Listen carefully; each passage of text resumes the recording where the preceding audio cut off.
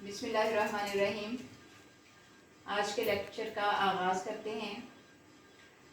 آج ہمارا micro economics میں لیکچر نمبر 15 چل رہا ہے۔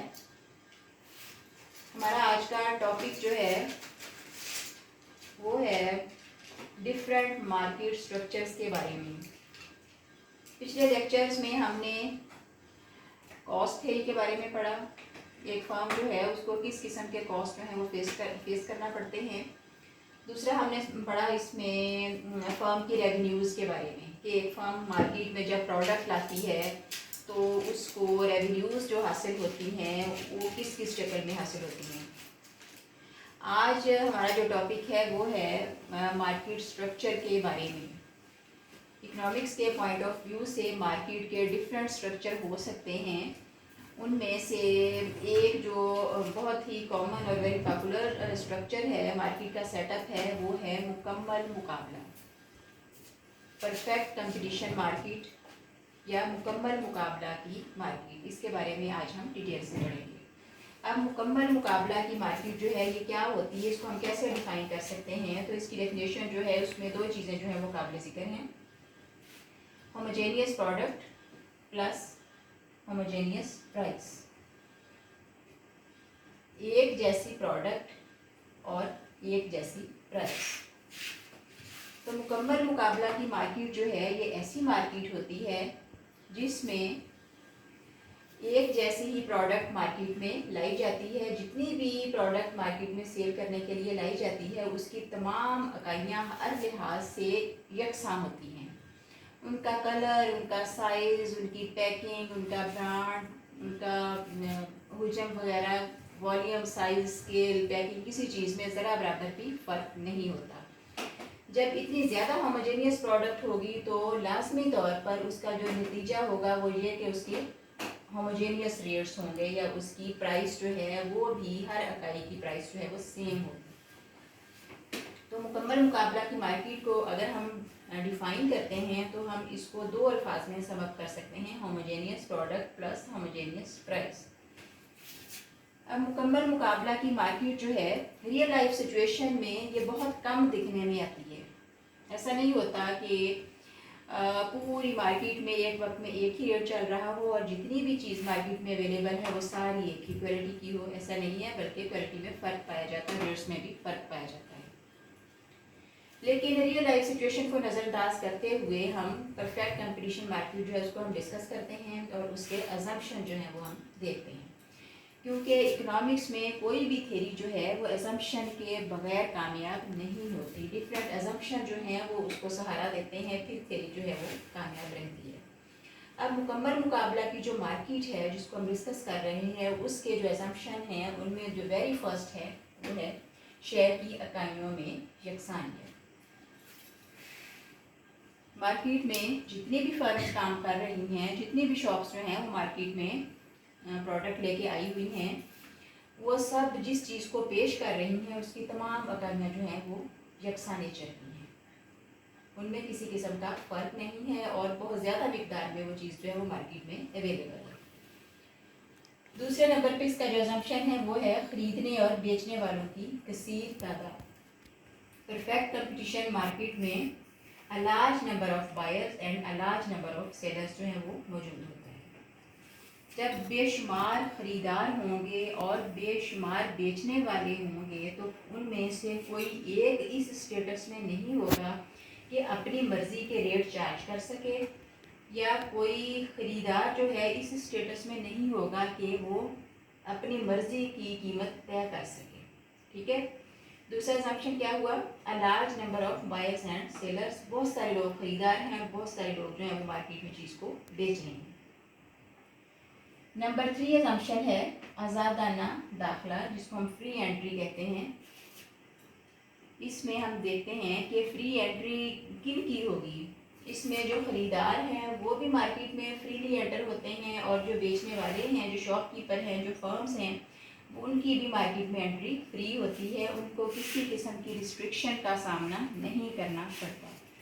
اب فری انٹری میں ہم دیکھتے ہیں کہ اگر ایک فرم جو ہے وہ کہتی ہے کہ مارکیٹ کے حالات اس کے لیے سازگار ہیں، وہ موجود رہے گی، کام کرے گی۔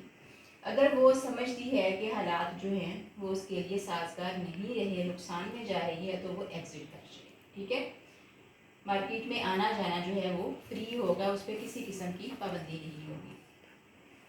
اسی طرح ایک صارف ہے، وہ مارکیٹ میں آتا ہے چیز خریدنے کے لیے، وہ دیکھتا ہے کہ ریٹ اس کے لیے اس کی پہنچ سے زیادہ ہے، وہ افورڈ نہیں کر سکتا، وہ مارکیٹ سے جا سکتا ہے. نمبر 4 میں ہے مارکیٹ سے مکمل واقفیت. ایک بائر ہے یا سیلر ہے، دونوں کو مارکیٹ کے حالات کا مکمل علم ہے، وہ پرفیکٹلی ایکنالجڈ ہیں مارکیٹ کے حالات سے، کہ اس وقت کون سی شاپ پہ کس قسم کا مال پڑا ہوا ہے، کیا ریٹ چل رہے ہیں، کون سی شاپ جو ہے وہ اس وقت سب سے زیادہ اسٹاک رکھے ہوئے ہے، اور یہ کہ کون سی چیز جو ہے اس وقت کس ریٹ پہ پوری مارکیٹ میں اویلیبل ہے. اس کو ہم کہتے ہیں پرفیکٹ نالج آف مارکیٹ. اب اس میں خریدار جو ہے اس کا استحصال نہیں ہو سکتا کہ اس کو لا علم رکھ کے اس سے زیادہ ریٹ چارج کر لیے جائیں، اور کسی قسم کی جو ہے ایکسپلائٹیشن اس میں پاسبل نہیں ہوتی. مارکیٹ کے حالات سے واقفیت رکھتے ہوئے فرم اور کنزیومر جو ہے وہ فیصلہ کرتے ہیں کہ کون سی چیز کتنی مقدار میں خریدی جائے. پھر نمبر 5 میں ہم دیکھتے ہیں ایک وقت میں ایک قیمت. یہ اس کا بالکل بیسک ازمپشن ہے جس کو نمبر 5 پہ ہم لے آئے ہیں. حالانکہ اس کا بالکل شروع میں ذکر کرنا چاہیے کہ جب ایک ہی چیز ہوگی مارکیٹ میں، خریدنے بیچنے والے بے شمار ہوں گے، ان کی فری انٹری فری ایگزٹ ہوگا، مارکیٹ کے حالات کسی سے ڈھکے چھپے نہیں ہوں گے، سب لوگ مکمل واقف ہوں گے، تو پھر کیسے پاسبل ہے کہ ریٹ ڈیفرنٹ ہو؟ تو ریٹ بھی سیم ہوں گے. آپ مارکیٹ میں 101 دکانوں پہ چلے جائیں، آپ کو ہر جو چیز آپ خرید رہے ہیں وہ ہر شاپ پہ ایک ہی ریٹ پر دستیاب ہوگی. تو یہ تھے مکمل مقابلہ کی مارکیٹ کے مفروضات. ان مفروضات پہ بیس کرتے ہوئے پرفیکٹ کمپٹیشن مارکیٹ جو ہے وہ ایگزسٹ کرتی ہے، کام کرتی ہے. ان میں سے کوئی ایک بھی ازمپشن اگر جو ہے وہ ڈراپ ہو جاتا ہے تو پرفیکٹ کمپٹیشن مارکیٹ جو ہے وہ بھی کامیاب نہیں ہو پاتی. اب ان حالات میں رہتے ہوئے ایک فارم جو ہے وہ جب مارکیٹ میں پیداواریت لاتی ہے تو اسے اس بات کا فیصلہ کرنا ہوتا ہے کہ وہ کتنی پیداوار جو ہے وہ مارکیٹ میں لائے. اب فرم کے لیے ڈیسیژن لینا ہوتا ہے کہ وہ کتنی مقدار میں چیز جو ہے اس کو پروڈیوس کرے. اس کو کہتے ہیں فرم کی پیداوار کا تعین.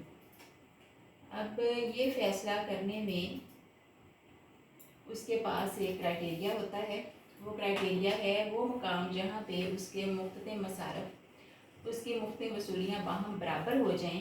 یہ فرم کے لیے پیداوار کا بیسٹ کمبینیشن ہوتا ہے.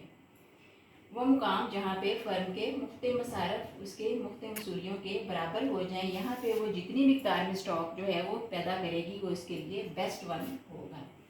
The point where MR is equal to MC, marginal revenue is equal to marginal cost. This is the best one point where a firm can produce different items. اب یہ ہے فرم کی پیداوار کا تعین جو ہے اس کو ہم نے اس طرح سے سالو کرنا ہے. اب فرم جو ہے وہ یہاں پہ سیٹسفائی کیوں ہوگی where MR is equal to MC. فرم یہاں پہ اس طرح سیٹسفائی ہوگی کہ اس مقام پہ جو چیز وہ لا رہی ہے، پروڈیوس کر رہی ہے، اس پہ اسے زیادہ سے زیادہ پروفٹ مل رہا ہے اور کم سے کم نقصان ہو رہا ہے. اب فرم کے منافع یا نقصان جو ہے اس کو جب ہم ڈسکس کرتے ہیں تو ہم دیکھتے ہیں کہ جب اس کی ٹوٹل ریونیو اور اس کے ٹوٹل کاسٹ جو ہیں ان میں گیپ آ جاتا ہے، اس گیپ کو ہم نام دیتے ہیں پروفٹ کا. اس کی ٹوٹل ریونیو اور اس کے ٹوٹل کاسٹ میں جو گیپ ہے، ریونیوز جو ہیں وہ زیادہ ہے، کاسٹ کم ہے، ان میں گیپ زیادہ سے زیادہ ہے، اس کو ہم نام دیتے ہیں پروفٹ کا، منافع. تو فرم کے منافع جات جو ہیں یہ ہم انشاءاللہ اپنے نیکسٹ لیکچر میں ڈسکس کریں گے کہ فرم جو ہے وہ کس وقت زیادہ سے زیادہ پروفٹ کمانے کی پوزیشن میں ہوتی ہے. اس کے لیے ہم ٹوٹل ریونیو، ٹوٹل کاسٹ یہ کرائٹیریا بھی استعمال کر سکتے ہیں. اس کے لیے ہم marginal revenue, marginal cost criteria جو ہے یہ بھی استعمال کر سکتے ہیں. انشاءاللہ ہم نیکسٹ اپنا لیکچر جو ہے وہ کنٹینیو کریں گے 14 جولائی کو. Okay, thank you.